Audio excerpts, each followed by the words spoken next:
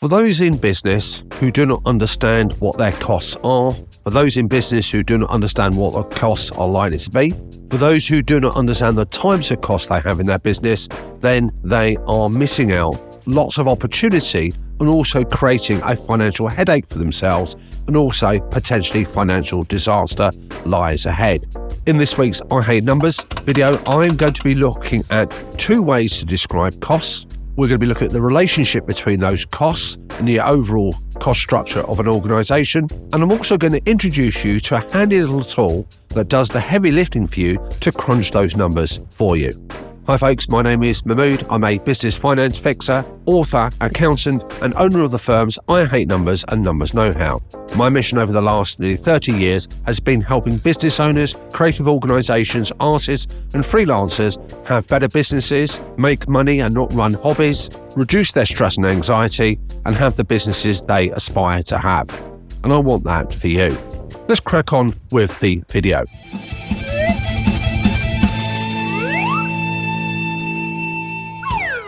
Now, in last week's video, how to deal with a financial crisis, cost and understanding what they are came up in that conversation. This week, I'm going to focus on those costs, and specifically, I'm going to be looking at costs as they're typically described in this particular manner.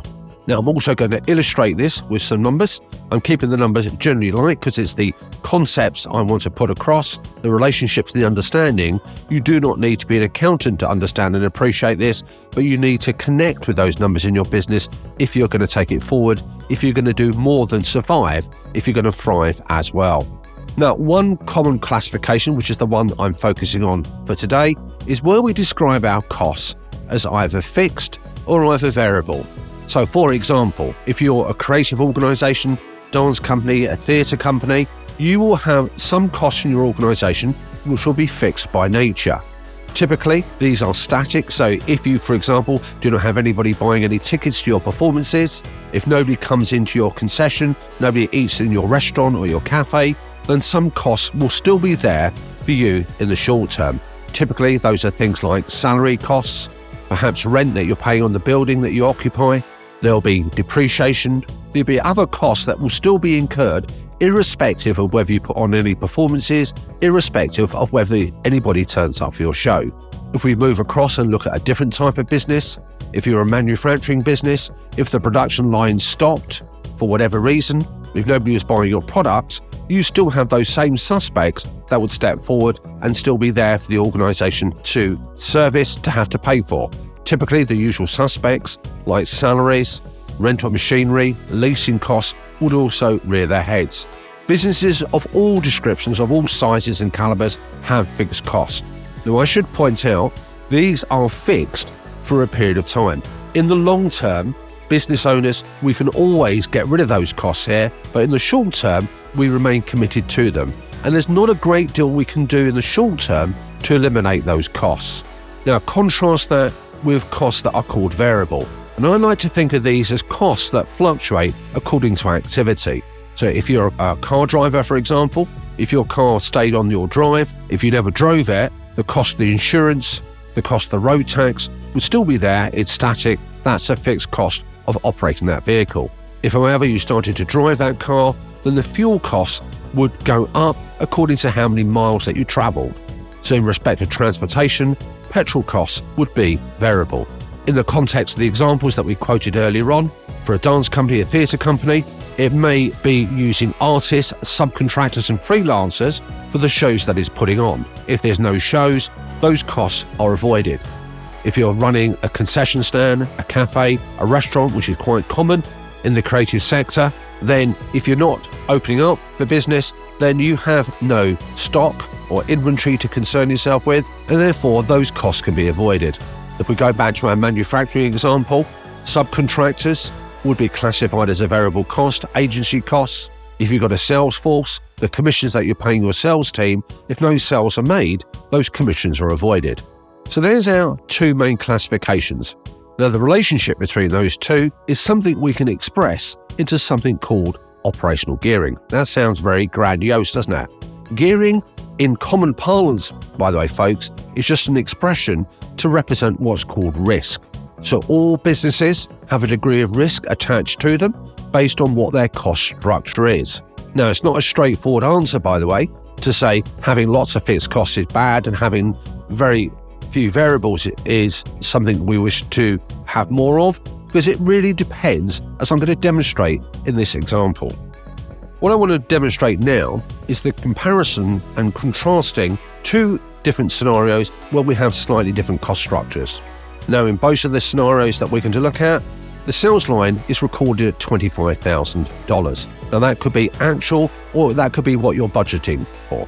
Within that, the variable costs are quantified as $10,000. The fixed costs are quantified and estimated at $10,000 as well. The total cost base is $20,000. If we compare that to scenario 2, we have the same overall cost of 20, but in this example, in scenario 2, we have slightly more fixed costs at 12 and lower variable costs. What we're going to do is to see what an impact of a 20% sales movement has on the overall profitability of the business. So I Hate Numbers is going to fast forward now to do some number crunching. Now, to help us here, because it's important for business owners to understand what the figures actually mean, we're going to take the heavy lifting out by actually using an online calculator. What we're going to do, we're going to do the heavy lifting of the calculations by using a superb online calculator, if I say so myself, which calculates the relevant figures that we need and shows us different outcomes. Now, I want to introduce you to the Numbers Know-How online calculator, which will do all the heavy lifting for us and give us the results that we need. So if we go back to scenario 1, we had a total sales line of $25,000 and we had split costs of 10 and 10. $10,000 by way of variable, and we had $10,000 of fixed costs. Now, in proportionate terms, we can see the total cost base is 20, so half of that would be fixed and half of that would be variable. In relationship terms, when we look at something called operational gearing, which measures the proportion of fixed costs in our overall cost structure, that should come to the magic 50%. Okay, that's all well and good. So we know proportionately our gearing ratio is 50%. Now, whether that is good or bad is a classic. It depends on what's happening in the landscape. Now, if we move forward, we can go to an advanced report and it shows us that at different levels of sales changes, what the impact will be overall on the profitability. And if we come down onto our report, when there's no sales change at all, the profits are, as expressed, $5,000 with a 50% operational gearing ratio. Now, if we look at a fluctuation of less than 20%, so sales were forecast to drop by 20, we can see that the overall profitability drops from £5,000 to £2,000. If we happen to increase sales by 20%, then the profit goes from 5 goes up to 8,000. So we've got a profit fluctuation of plus or minus $3,000. What we're going to do now is to move to re-engineer those figures and to put in a revised cost structure. So we go back to our friendly calculator. We start off with the same sales line of 25,000. And this time we had less variable costs and more fixed costs. So that's $8,000 by way of variable. Let's type in our 12,000 of fixed. Now, it's the same overall figure of $20,000. So proportionate-wise, we would expect a higher gearing ratio. And then we have it, 60%. Now, the most important thing is, so what? What difference does that actually make? So if we click the magic power of the advanced report, bang, and we've got it. And if we can go down to where we had before, where we had no change, you got a $5,000 profit. Notice what happens now when you've got a sales drop of 20%. The profit now drops by $3,400, whereas before it dropped by $3,000. Now, on the plus side, if sales goes up by 20%, the profitability of the organisation goes up by $3,400, so it experiences a much better profit improvement. So what conclusions can we draw? It's vital that we control our costs effectively, not just in times of strife, but in all situations. Having high levels of fixed costs can be positive if we anticipate selling more, manufacturing more, providing more of our service, because we have what's called economies of scale which I'm going to pick up on a future video.